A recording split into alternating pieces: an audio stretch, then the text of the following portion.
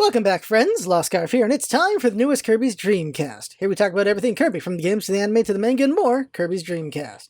This podcast can be found ever a podcasts are hosted and on YouTube. The advantage of the YouTube side is I put footage of what I'm talking about on screen. The YouTube side is especially worth looking at when we do gaming episodes, like today's episode, which will be covering Kirby Star Stacker. I'll have images of the game manual and other things on the screen for the YouTube side.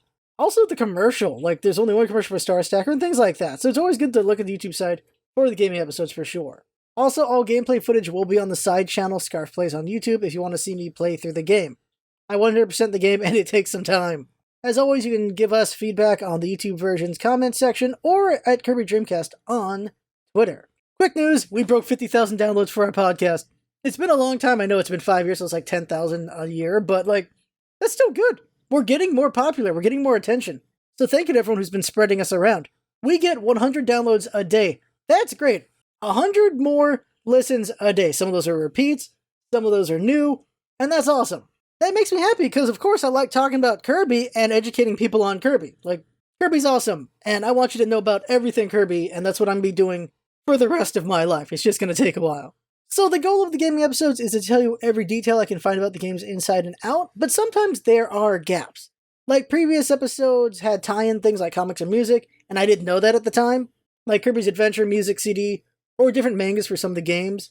But for Star Stacker, I have everything as far as I can find. I can't find anything else. I have found everything I can possibly find on Star Stacker, so you can trust that this is everything. It's all here. There isn't a lot, but there is some stuff. One last thing to note is that all information was found through wikis like We Kirby, Rainbow Resort, the Kirby Fandom, websites interviewing HAL staff about their games, sites that dug into the files like the cutting room floor, and just digging through old websites. There is not much on Star Stacker, but I did my best to look through all the Japanese website stuff. And yeah, there's not much, but I found what I found. It is what it is. Star Stacker wasn't the most popular game, or the most advertised game, which we'll talk about soon enough. So with everything set, let's go in order of how this episode's going to go. Similar to all previous games, it's going to go first, we'll talk about the status of HAL as a company since the last game. Second will be a background on the making of Kirby Star Stacker. Third will be advertising and tie-ins to Kirby Star Stacker. Fourth is how well did the game sell. Fifth is the box art and game manual. Sixth is the game itself. I'll try to weave the game into a big story about Kirby, and there's kind of a story you can do with it. Seventh, any last interesting facts or glitches left to mention. And eighth, the credits and interesting facts about the staff. And lastly, my reflection on the game and where I think it ranks up with all the games we've previously covered. By the way, the biggest section is probably going to be credits, because there are some interesting credits in here. There's some very interesting people for sure. So how is HAL doing at this time? So the last game was Kirby Superstar, which came out on March 21st, 1996, and Star Stacker comes out a year later on the 25th of January, 1997. After Kirby Superstar, Masahiro Sakurai will be busy developing Super Smash Bros. With Nintendo, and other members of HAL staff will be working on other games. At this time, Shinichi Shimomura is working on Kirby's Dream Land 3 and is essentially director number 2 when it comes to Kirby mainline games, while Hitoshi Yamagami directed Kirby Star Stacker. Interestingly, this is the second time someone not from HAL was the director. Hitoshi was Nintendo staff and had already made a name for himself with credits on games like Fire Emblem and Metroid. He also co-created Panel de Pon, the game that would be reskinned into Tetris Attack and then the Pokemon version years later. There was a lot to say about him, but we'll talk about him in the credits section. Also, this is Kirby's second puzzle game, if you consider Kirby's Avalanche the first one. And speaking of that, I forgot to mention the director for that game was also Nintendo staff, so that's the first time HAL had a game directed by someone not from HAL, was Avalanche. So it seems like the puzzle games are the ones they do it on. So as you can see, side games were being developed with Nintendo's help so HAL could make money and pay off its debts to Nintendo. So we're talking about a year in HAL between March 1996 and January 1997. So Kirby Superstar is the big moneymaker at this point, helping HAL pay their debts back to Nintendo, which is halfway being paid off at this point. Remember, HAL went bankrupt in 1992 and got bought into second party under Nintendo. In 1993, Satoru Iwata swore they would pay off their debt of 1.5 billion yen back to Nintendo in 6 years, so we're halfway there. The birth of Kirby made this possible, and here we are 3 years in, with millions of sales thanks to Kirby, and they were doing pretty well in the debt repayment department. Over its lifetime, Kirby Superstar would sell approximately 1.44 million copies, so without helping them out, HAL wasn't stressing too much. Which is good, because HAL wouldn't sell too well for a little while. Star Stacker and Dreamland 3 were not big hits, unfortunately, and we'll cover that when we get there. Now let's talk about the making of Kirby Star Stacker. Unfortunately, there is nothing on the making of Kirby Star Stacker, which is unfortunate because I really want to know who came up with this puzzle style. It most likely is the director, Hitoshi Yamagami, or the chief designer, Kazu Ozawa, because both of them have been a part of making puzzle games, but who knows? That's the problem. That is the problem. But because of his history with Panel de Pon, it most likely is, or another co-creation with the chief designer here going on. So it's either one or the other, or both together figuring it out. That's the best way to put it. The game would release on January 25th, 1997 in Japan, and July 7th, 1997 in the US, and October 20th, 1997 for the EU. When it comes to advertising and tie-ins, there's a Japanese commercial, and the Japanese commercial was two blonde white boys riding a big floating Kirby while they play the game on their Game Boys, and there's stars sparkling around, and it's a short 15-second video.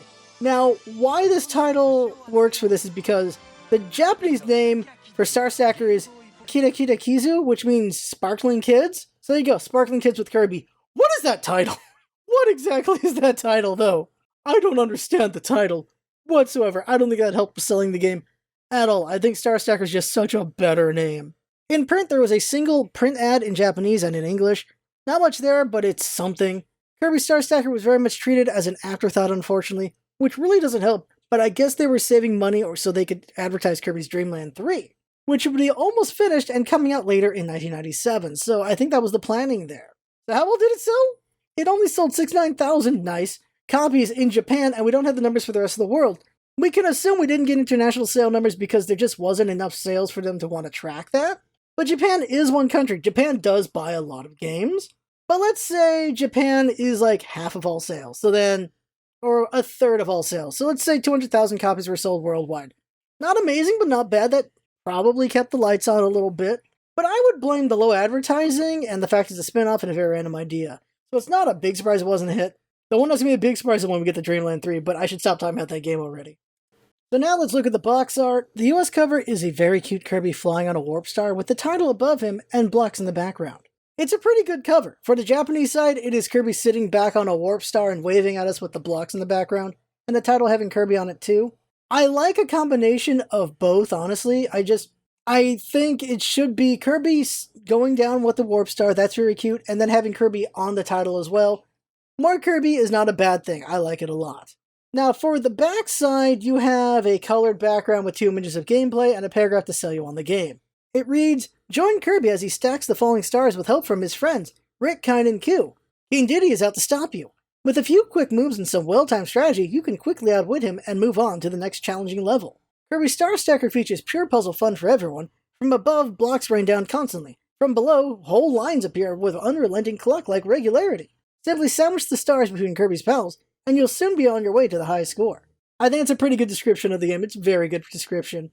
What I like is every time you see descriptions of the game, it's them trying to explain to you how the game works, which I guess makes sense. One of the images also shows you can play on Super Game Boy, which is a good selling point, I think, because then you get color, and that's always nice. The game manual cover is the same image as the cover of the box, and gives some more information on the story of the game, and has cute pictures. The story section says, "Kirby needs to stack the stars. With 3 close friends, Rick, Kine, and Q, you can help. Playing is quite easy. Just sandwich 1 or more stars between 2 like friends. It's just that simple. Forming chains is super easy too. In the twinkle of an eye, you can set off a chain reaction that just might clear everything. Play alone or with a friend. There are 4 different game types, each one satisfying in its own way. So what are you waiting for? Start the game right now." And like I said before, they keep explaining everything in case it's just not obvious how the game works. And yeah, it does take a moment to realize how the game does work. And it also isn't lying. Sometimes you can chain and clear the whole thing, and it is a great feeling. Like, there's a mode called Round Clear, that's the main bulk of the game. And I feel like they could have named it Puzzle Rounds or something like that, because some of the levels are, if you figure out the first piece, you can clear everything. Maybe they should have just had a separate mode where it was puzzles for that. Because it's pretty fun to just see blocks just go down. It's pretty cool. So the manual shows a bunch of cute images of Kirby, and in depth explain how to play the game. We also get to explain the various blocks in the game. There are 6 blocks total. 3 blocks are the friend blocks, Rick, Kine, and Q. Then you've got the star blocks, which you need to clear if you want to, win the game. And then there's bomb blocks, which clear a row, and hard blocks that you need to clear twice to get a star clear. They also explain that every couple turns a row of blocks will rise from the bottom, and it also explains the game modes, but I'll explain those when I talk about them in the game itself. For the YouTube side, I am now showing all the different game manual Kirbys, but I'll describe them too. One is the title image, next is Kirby sleeping cutely, then Kirby holding a star block, then Kirby worried about falling blocks, and lastly, Kirby generating stars. It's pretty cool he can summon stars. It's like a nice looking image. And now it's time for my favorite part of these sections, that is talking about the game itself and trying to make a story here. And yeah, it's going to be a little fanficky in that I need to explain how you could make a story out of this, because there's basically no story. But it's more fun having a story, so here we go. So the first thing we see is Dreamland and Kirby's house, and a star flying out of the chimney of his house. And flying up, and we see Kirby's on the star, and then it flies into the title screen, which is a cute Kirby holding the warp star while waving at the player. If you're on Super Game Boy, this is all in color, and you get blocks of Kirby, Kind, Ku, and Rick on the borders. It's just very cute. They then explain the rules of the game. The player collects stars by placing them between Kirby's animal friends on the board. Whenever it's the same friend, they collect the stars. If it's different friends, nothing happens. Whenever a player gets close to losing, King Dedede gets really happy, and whenever it's time for new blocks to appear, he gets mad and hammers the board to make more pieces appear from below. The goal is to collect the number of stars needed, or to last as long as possible. There's also chains, which is when the player makes multiple clears in a row, and this is rewarded with Kirby summoning more stars that get instantly collected and can cause more chain clears. Losses happen when the spot where pieces appear from the top gets blocked and King Dedede laughs happily. So when you go into the game, you can see multiple choices: round clear, versus, challenge, time attack, rules, and record. Now with all that out of the way, let's tell a story. One day, Kirby decides to leave home and check on his friends Rick, Kind, and Ku. He finds them and they picnic together. King Dedede then finds them and challenges Kirby to a new game he came up with called Star Stacking. He says you just use your minions to stack stars together, and whoever can stack the most in the fastest time, or last the longest, or clear the rounds made by King Dedede, wins! Kirby is intrigued, but he doesn't have an army of minions like King Dedede. But King Dedede says no problem, and whips out this prototype machine he has. It makes many copies of someone, but it does it by splitting them into a bunch of smaller versions of themselves. Kirby isn't sure about this, but before he can object, King Dedede grabs the three animal friends and throws them into the machine. Now there's hundreds of little Ricks, Kinds, and Kus. If Kirby wants them to come back together again, he'll have to gather the power of the stars to power the undo button on the machine. So with no other option, Kirby accepts King Dedede's terms. So first up, Kirby goes against King Dedede's round clear games, starting with the baseline normal rounds. Before they start, Kirby gets some juice for himself and his little friends. But on the way back, he trips and throws it all at King Dedede. Oops! King Dedede says, "Hey Kirby, this means war. If you can stack this many stars, you win!" While a Waddle Dee wipes him off. And so it begins. Kirby's presented with a number of puzzling situations to gather stars to power the machine and get the hang of this game. Fortunately, these first puzzle rounds can mostly be cleared with a single move. Kirby shows great confidence as he plays, so his furry friends are easily able to gather the stars for Kirby. They then take a short break after 4 rounds, and we can see Rick protect Kind from some apples. After that, there's some puzzles, and Kirby quickly finishes all 8 rounds. With the power to stars, Kirby is able to reform Rick, and he does a little Kirby dance. And King Dedede says he needs more time to devise some more puzzles, so Kirby and Rick go have a little picnic together, and share with little Kinds and Kus off screen. After the picnic, King Dedede laughs as he throws Rick back into the machine. Kirby needs to gather more star power if he wants to combine all 3 of them, because one of them won't be enough. Then after placing the hard rounds, King Dedede says, "When you lose, I get to laugh at you. Big time!" Kirby readies himself with his little friends and pushes forward with the star stacking. Since these are harder rounds, they take more time and less can be cleared with a single move, but Kirby still clears them well just the same. Still, Kirby's face is a little more worried. Eventually, after 4 rounds, they take a short break, and a mini Ku plays with a mini Kind. Then the rounds continue and introduce the bomb blocks, which are dangerous since they clear rows, but thankfully don't hurt anyone. After 4 more rounds, they take another break, and a sleeping mini Rick almost gets crushed under some stars. After the 12th round, a mini Kind swims around happily until a star falls on it, and bonks him. After the 16th round, Kirby is able to gather enough power to reform Kind, and he then does a Kirby dance. While they wait for King Dedede to set the next rounds, Kirby and Kind go play pirates with the minis. Kind gets to be the boat. Kind always has to be the boat. The minis are somewhere on the back of Kind. After returning from their fun, King Dedede grabs Kind and throws him into the machine to split up again. He then brings up the very hard rounds with his Waddle Dee army and says, "What do you think? Lots of work, huh? It will get much, much faster." And then the new rounds begin, and as King Dedede said, the pieces are moving way faster now. Kirby makes a face of determination as he plays through. The stages get rougher, but Kirby gradually muddles his way through. Eventually, after 4 rounds, Mini Rick and Kind play with balls. Then after the 8th round, another break is taken, where Kind and Ku play tag for a while. Then the hard blocks introduced in round 9. They take some work to deal with, but Kirby eventually overcomes them as well. And another break happens around 12, where Rick jumps over Kind until he gets tired of it and knocks Rick over. Then finally, after the 16th round, Kirby gathers all the stars and does a Kirby dance, and he's able to combine Rick and Ku! It's almost everyone.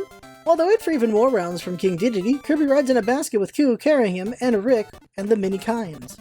After their sky venture, King Dedede grabs the pair and throws them back into the machine. Now it's time for the super hard rounds. King Dedede huffs and puffs from tiredness from making these rounds and yells in frustration, "Shoot, shoot, shoot! Think you can win? Think again!" Kirby gets weirded out by how big these rounds are, but pushes forward, and right from the start it is challenging with lots of hard blocks, and faster moving pieces. Still, Kirby pushes forward for his friends. As usual, they take a break after 4 rounds, and Coo tries to fight a strong wind, but eventually fails. Then after the 8th round, another break happens where Kyne plays with a balloon, but a star knocks him down. Round 9 is especially mean with 2 columns of hard blocks. Still, after more effort, they clear the 12th round and take another break where all 3 friends play. Coo tries to keep Kyne in the air, but Rick has a fun idea and hits them all with a ball.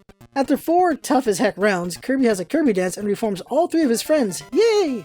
King Dedede then rages and says he'll make a group of rounds so tough, Kirby can't possibly make it through.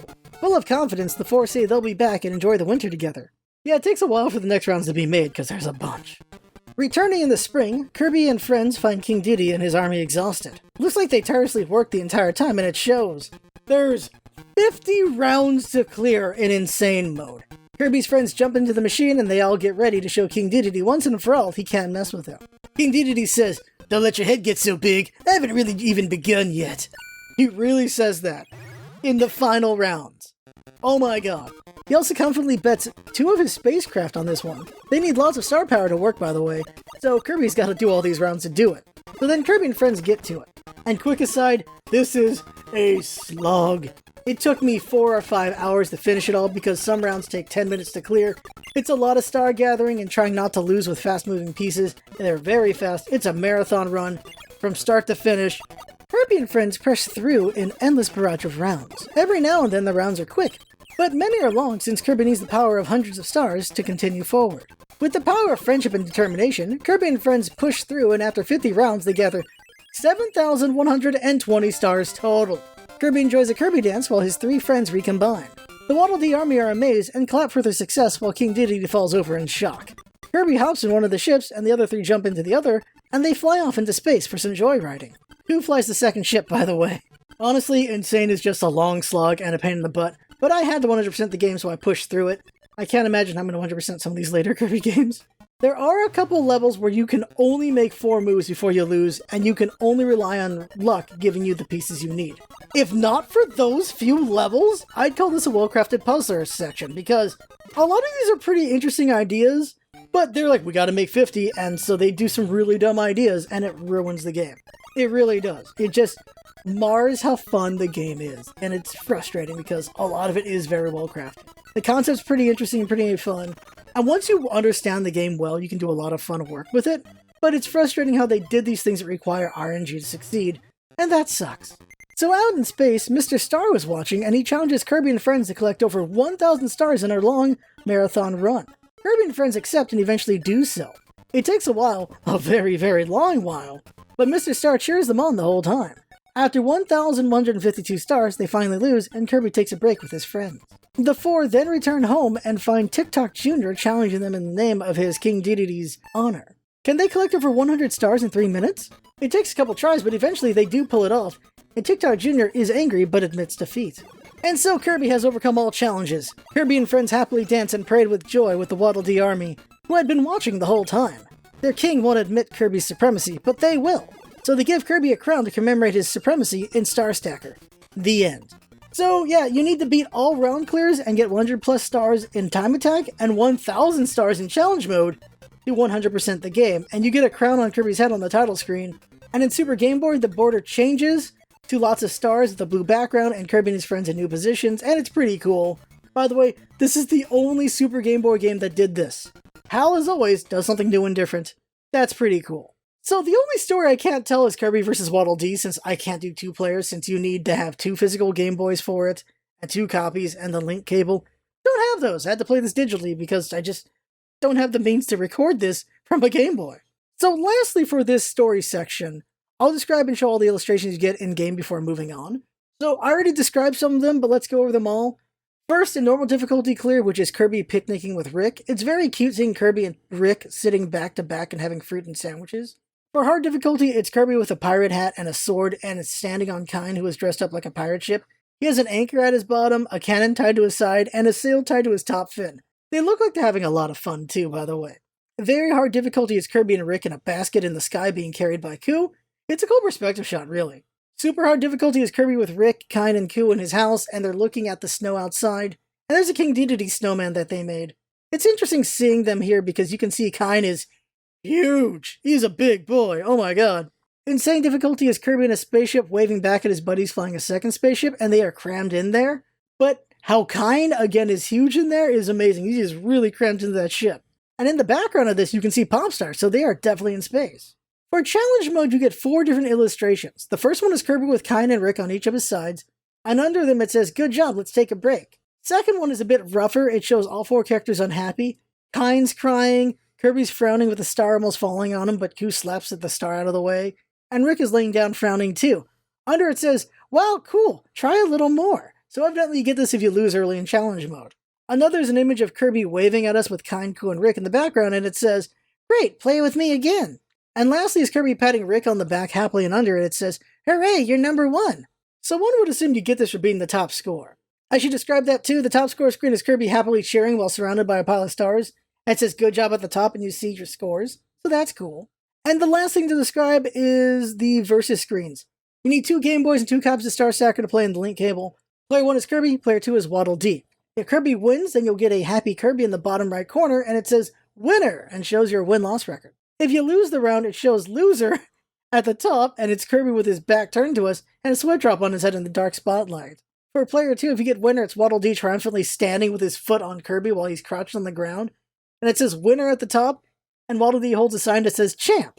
And if player 2 loses, it says "Loser" at the top, and Waddle Dee's staring off into the ocean, sad, while a hermit crab and Star stare at him. And that's everything for the game. So now it's time for interesting facts and glitches worth mentioning. As of this recording, it would be released on the 3DS Virtual Console, and that's it. This is the only game to not feature female characters besides Kirby's Toy Box. It also has the longest full game speed run, which is 4 hours, 17 minutes, 37 seconds, and 31 milliseconds. Not that many interesting facts, yeah, but that is what it is. But here's something interesting because of the cutting room floor. That's the differences between the Japanese version and everywhere else. In the Japanese version, Kirby has Dango for the normal mode clear for Japan. Well, in the US version, it's a marshmallow, which is, you could have just kept the Dango. I'm sure it would have been fine. And then for the challenge mode, the pictures are as a photoreal, while as for everyone else, it's just not a photo, it's just a screen. I don't know why they took that out. It's not a very big detail to care about. And lastly, when Kirby wins in the Japanese version, he cries tears of joy. Very big tears of joy, and he kind of resembles the Japanese imperial flag, which I guess they didn't want to have that in the international version. Alright, now time for some really interesting stuff. The credits for Kirby Star Stacker. First up, we have the director Hitoshi Yamagami. I already said a bit about him already. He co-created Panel de Pon, which later became Tetris Tech and the Pokemon version. He's a Nintendo legend who worked on many games we all know. He started in 1989 as a debugger for Nintendo, working on the first Fire Emblem and Metroid 2. His first director job was Yoshi's Cookie in 1992. He would later direct Mario Tennis, Tetris Attack, Panel de Pon before directing Kirby's Star Stacker. He would direct and make puzzles for the Pokemon version of Tetris Attack. He also directed every Mr. Game & Watch Gallery collection. In 2003, he became a producer and produced tons of games. He's on the credits for many Pokemon, Fire Emblem, and F-Zero games. By his retirement in 2020, he was on the credits for 199 games. Quite the career. He would not do another HAL game until 2011 with Kirby's Return to Dreamland, where he was a producer. And producer again for every Kirby game until his retirement. So his last Kirby game would be Super Kirby Clash. The chief programmer was Katsuhiro Sakota, and this is his only chief programming credit. He was a HAL man his whole career. His first game was the Vegas Stakes game, which was developed by HAL and published by Nintendo in 1995. All of his works are of course HAL, and he'll be on 14 other Kirby projects, including Dreamland 3 and Super Smash Bros. His only non-Kirby credit is Box Boy plus Box Girl. His last credit is currently Kirby's Dream Buffet, as team support. He also worked on Kirby in the Forgotten Land, but not on Return to Dreamland Deluxe. Maybe he's retired or working on the next game, who knows. There were 2 programmers. First is Yasuyuki Nagashima. This is their first ever credit. They'll eventually work on 6 more Kirby games, with Superstar Ultra being their last. All jobs as programmers except Air Ride, where they were technical support. Second programmer was Hiroki Suga, and they were also producer on the project. Hiroki Suga is a HAL legend. Potentially they were a founding member since they worked on F1 Racer. which was the third game HAL ever made in their first year of game development. We talked about him before when we covered Kirby's Dream Course, which was his second Kirby credit, Kirby's Adventure being the first. He would work on nearly every Kirby game until his retirement in 2016 after supervising Planet Robobot. He produced all the Kirby games between Dreamland 3 and DDD's Drum Dash Deluxe, and that was his last credit. The chief designer for the game was Kazu Ozawa. We mentioned them in Kirby Superstar credits before. They started as character designer on Adventure, then designer for Superstar and Smash Bros. 64. Then they got to be chief designer for Star Stacker before going on to be graphic designer for random Pokemon games. Their last credit was Pokemon Ranger in 2006 as graphic designer. There were 4 designers. First was Shigeru Hashiguchi. They have 25 credits at all under HAL. Started with Arcana in 1992 as director and scriptwriter. Then did design for various Kirby games starting with Adventure. Their last design game was Return to Dreamland. They then went on to team support from 2016 to 2020 with every game under HAL. So their newest game credit is Kirby Fighters 2. Second designer was Michiko Takahashi, who would later become Michiko Sakurai. That's right, this is Sakurai's wife and her first game ever. She started out as a designer with Star Stacker and then designed menus and maps in the first Smash Bros. Before coming back and designing for Kirby 64, then going back to design menus and characters and stages for Smash Bros. Melee. Her last Kirby credit would be Kirby's Air Ride alongside her husband, unless you count the Smash games as Kirby games. And who doesn't? She would work on every Sora Ltd game, with her last credit currently being Smash Ultimate with UI design. In case you're curious, they got married in 2008, around the time Brawl was released, so that's about 12 years of them knowing each other when they got married. Third designer was Shinya Sano, and he has a random career. He was a Nintendo man. His first game was Super Metroid doing printed artwork, then designer for a game called Tolero Boxer, before designing for Kirby Star Stacker. This would be his only Kirby game. He'd move on to work on Pokemon Stadium, Mario Land 3 and 4, and then work on some Mario sports games. Eventually coordinating Yoshi's Crafted World, and lastly returning to HAL to be project manager for Box Boy and Girl. I don't know if he's retired, but that last game was in 2019. But he does have big years-long gaps before credits, so who knows. Fourth designer was Tadashi Hashikura. We talked about him in the past. He worked on HAL since 1990 and worked on the game that killed HAL, Metal Slayer Glory. His first Kirby game was Kirby's Adventure. He would continue design work to varying degrees in various Kirby games, and Smash Bros. Up to Melee. He's still active doing field artist work for Forgotten Land and Return to Dreamland Deluxe. This means this guy has been with HAL for 33 years. Wow. Surprisingly, the sound composers were Jun Ishikawa and Hirokazu Ando. Both are amazing composers who have worked on every Kirby game, but the music here just isn't that great. I'm surprised. Best guess is they made some serviceable songs for Star Stacker while working on Superstar and later Dreamland 3. The best songs were definitely the title screen and the challenge info song. The illustrator was Tatsuya Natoya, and we've talked about him before. Tatsuya Natoya worked for HAL from 1993 to 2012, where he did graphic design, illustrations, and artwork. He likely made all the Kirby assets for the game and all the endgame drawings, of course. His last game was artwork for Kirby's Dream Collection in 2012, and a special thanks in 2014 for Kirby Triple Deluxe. There were 2 manual editors. One was Shinya Sano, we've talked about them already, and then there's Fujiko Nomura. Fujiko did a lot of manuals over their career, and this was their only Kirby from what I can find. They did a lot of Pokemon game manuals like Mystery Dungeon and Emerald, and their last art jobs were Pokemon Battle Revolution and Mother 3. Now there's 5 special thanks. First one is HAL's debug team, whoever they were, did a very good job because I did not encounter bugs. Second credit, Super Mario Club, which is the debug team for Nintendo, so good job to them too. Then we've got 3 special thanks. First is Satoshi Ishida. Satoshi Ishida will be on a ton of special things, starting with New Ghostbusters 2 in 1990. Their first Kirby credit is Kirby's Dream Course. They were on the debugging team for Earthbound. They will be in the credits for public relations in many Kirby games. So they've been with HAL for decades and mostly get recognized in special thanks. The newest special thanks are Kirby Style Allies, Super Kirby Clash, and Kirby Fighters 2. Chieko Opakane, same as Ishida, they will be getting a lot of special thanks. First one was Kirby's Dream Course, also in public relations, and was also on the debugging team for Earthbound. Their newest special thanks is Kirby's Fighters 2 as well. Last special thanks is Takahiro Harada, and he has been with Nintendo since 1987. His career is almost as old as me. He worked on Super Mario Land, he was a programmer, then coordinator, and advisor, and producer. He was a coordinator during this point in Kirby's life, so he was likely helping with coordination in some fashion. He'll get another Kirby credit for Dreamland 3, and that's it. The project manager was Ryuki Kuraoka, and they will be again for Dreamland 3, Smash Bros. 64, and Melee, and Kirby's Air Ride. He'll debug or test some of the 2000 Kirby games, and his last credit was Squeak Squad. And the producer was Hideoki Suga, and we already talked about him earlier. Then there's the chief producer, which is Satoru Iwata, the legend and president of HAL at the time. The Superman of programming, you have him to thank for Earthbound and for Pokemon Gold and Silver. He carried HAL on his back with the help of Masahiro Sakurai and Kirby and Nintendo to bring HAL to where it is now, and then Nintendo before his death from cancer in 2015. The Switch was something he was spearheading. So, he was with HAL from day one, and we will need to do a separate episode on this man's life, because oh my god. But he was then the president of Nintendo from 2000 to 2015. He was there for Wii, Wii U, and was spearheading the Switch before he passed. This guy was amazing when it comes to the Nintendo-verse. Then you have the general manager, who was Takahiro Izushi, and he joined Nintendo as an engineer in 1975, and this is his first Kirby credit, but he'll be back for Dreamland 3. He was producer on many Pokemon and Fire Emblem games. He never comes back to Kirby after Dreamland 3, unless you count Smash Bros. And finally we have the executive producer, Hiroshi Yamauchi, the president of Nintendo. He had a special place in his heart for Satoru Iwata, and that's why he helped HAL, and why he made him his successor to take over Nintendo when he retired. This is the man that saw Nintendo pre-NES up to the GameCube when he had Iwata replace him. The man was president of Nintendo for 52 years. That is crazy. Now time for the final section of this podcast, my reflections on the game and where does it stand amongst the others in the Kirby game pile. The music's okay, the gameplay can be fun, but not as great as other games of this genre, and for the most part the game, well, is just fun, that's it. I think this is the middest of the mid Kirby games, that's the best way to put it. But some of the insane levels, like, they're really fun, some were a marathon, and some were absolute trash. A lot of the gameplay is fun, like, challenge is fun, time attack is fun, ground clear is mostly fun. Again, Insane has some trash levels.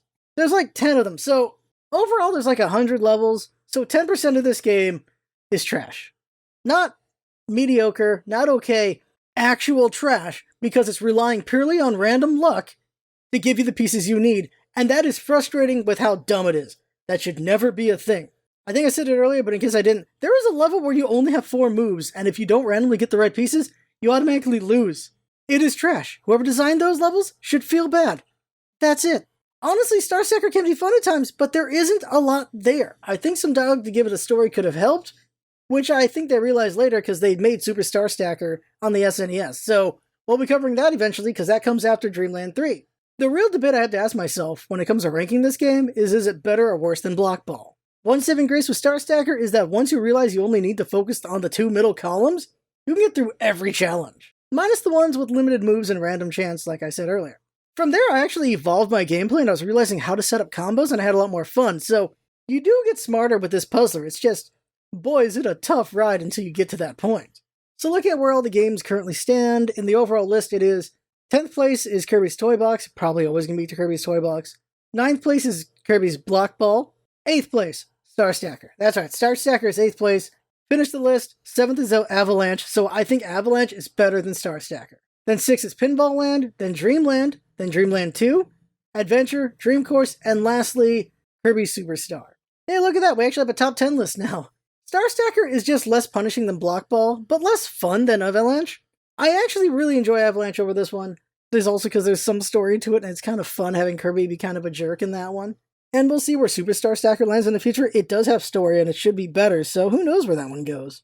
So that's it for now. We should be putting up a new version of episode 20 on the YouTube site sometime this month, and either a new anime episode in December or a second light novel. I think I'll put it up to viewers to decide, and listeners, to decide what episode they want to see next. And that's it. I won't be completing Kirby's Dream Buffet yet this year. It's such a chore at this point to 100% it. I wish it wasn't, but it is. But eventually next year, I will 100% Dream Buffet and do a talk about it and do a review on it. So expect that, and also expect us to get to maybe episode 50 by the end of 2024 for the anime. The plan is to do more anime episodes because we did fall off for a while, but we will also work on Kirby's Dream Land 3 and hopefully maybe Superstar Stacker next year as well. We're going to aim for an episode a month and we'll see if we pull that off, and yeah, we have just years of content to go. We are far from done, so it's not like I'm trying to be slow on purpose. I just am, unfortunately. It takes a lot of time to work on these, honestly. So that is it for this episode of the Kirby's Dreamcast. Share us with your friends on YouTube and on the podcast side. The more people watch us and listen to us, the better, because then, yay! Like, I'm going to do this no matter what, but I want more people to hear it. It's more rewarding that way. And also, the more people enjoy it, the better. Kirby's all about fun. I want everyone to have fun. So, thanks for coming by, and see you next time.